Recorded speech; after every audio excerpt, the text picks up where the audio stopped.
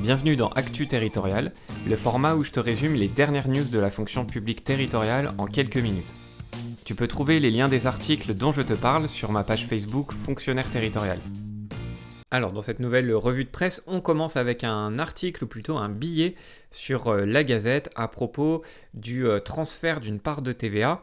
Donc l'article fait référence à la réforme fiscale qui fait couler beaucoup d'encre depuis ces derniers mois. Et notamment, donc pour rappel, ce qu'on nous dit, c'est que cette réforme fiscale, elle prévoit plusieurs choses, dont un transfert d'une partie de la TVA aux EPCI et aux départements, à la place du système actuel, qui est lié à de la fiscalité locale. Et donc ce qu'on entend beaucoup, et c'est quelque chose que j'ai beaucoup relayé aussi dans ce format de vidéo, c'est qu'il y a une véritable perte d'autonomie fiscale pour ces deux échelons, et notamment, surtout pour les départements, on nous le rappelle un petit peu plus loin dans l'article, je sais plus trop, mais enfin en gros, voilà, c'est ici. Pour les départements, on passe d'une autonomie fiscale de 76% à 0%, puisque les départements perdent leur part liée à la taxe foncière. Donc ça, c'est quelque chose qui est véritablement problématique et qui est beaucoup mis en avant par les départements, puisque les départements ont peur du coup de plus avoir de cette autonomie fiscale qu'ils ont actuellement, de plus avoir de levier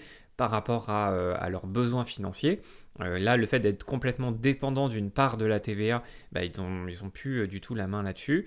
Donc voilà, ça c'est pour le côté négatif, mais dans cet article, on nous dit que finalement, ce serait peut-être un gage de sécurité pour certains territoires. Donc on nous propose véritablement une autre vision des choses, puisque même si on nous rappelle un peu ces aspects négatifs en début d'article, eh bien on nous prend un exemple plutôt positif qui est celui des régions, puisqu'on nous parle en fait du remplacement de leur dotation globale de fonctionnement par une part de la TVA depuis 2018, et depuis qu'il y a eu ce remplacement-là, finalement, financièrement, c'est quelque chose de positif pour les régions, puisque selon la Cour des comptes, il y a eu un surcroît de recettes qui est à peu près du niveau de 400 millions d'euros l'année dernière.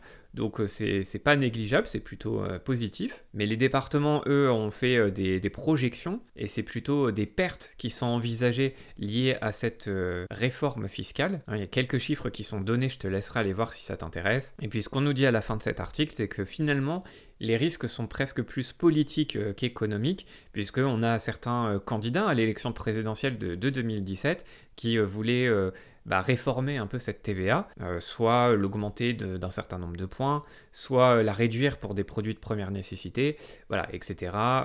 Du coup, c'est forcément, il y a une instabilité fiscale possible pour les départements et les EPCI qui est liée à cette réforme potentielle de la TVA. Donc voilà, c'est vrai qu'il y a cet aspect non-contrôle des choses qui ne ravit pas les départements, mais à travers quand même l'exemple des régions, on voit que c'est pas forcément un si mauvais deal que ça, c'est entre guillemets juste une perte de contrôle. On verra où tout ça mène. Ensuite, un article toujours sur la Gazette, c'est une interview de Monsieur Larcher. Donc cette interview, elle était juste avant le congrès des maires dont on va reparler après. Donc c'est pas une surprise, Monsieur Larcher est plutôt on va dire taquin vis-à-vis de l'exécutif sur pas mal de dossiers, et notamment, tu sais, sur le fameux assouplissement pour le transfert de l'eau et de l'assainissement aux intercommunalités, puisqu'il rappelle que partout où c'était judicieux de le faire, ça a déjà été fait, le fait de transférer cette compétence à des intercos, et que là aujourd'hui ce qui n'a pas été transféré aux intercos, c'est parce que tout simplement c'est pas forcément judicieux de le faire sur ces territoires. Et voilà, sinon il retourne sur plusieurs petits points comme ça, qui en gros il défend plutôt les maires que les présidents d'intercos, ça c'est pas une surprise. Il revient aussi sur les indemnités des maires en disant qu'il est un petit peu surpris du non-accord avec l'Assemblée nationale, puisque la proposition des sénateurs permet de faire des économies, et puis par rapport au projet des députés. Ensuite, il y a aussi cette histoire de seuil de scrutin de liste pour la parité. Et lui, ce qu'il met en avant, c'est le fait que dans les petites communes, bien souvent, c'est pas la parité le problème, c'est la pluralité, c'est le fait de pouvoir avoir déjà dans un premier temps plusieurs listes, Et que si on rajoute cette composante de parité, eh bien ça va être encore plus compliqué pour avoir plusieurs listes lors de ces élections municipales dans les petites villes. Bon, et puis après, c'est un petit truc, voilà, ça m'a juste fait un peu sourire, comme souvent avec Monsieur Larcher, c'est le côté un peu brut de déco des fois, sur la question, est-ce que c'est pas la revanche de l'ancien monde sur le nouveau monde, sur, tu sais, le fait qu'il y a la bannière territoire uni qui s'oppose un peu au gouvernement par rapport aux réformes territoriales. Et lui, en gros, il répond, c'est quoi le nouveau monde? C'est celui qui a besoin d'appeler au secours les maires quand ça ne va pas sur les ronds-points. Bon voilà, c'était la petite punchline qui me fait toujours un petit peu marrer, mais qui quand même veut dire quelque chose.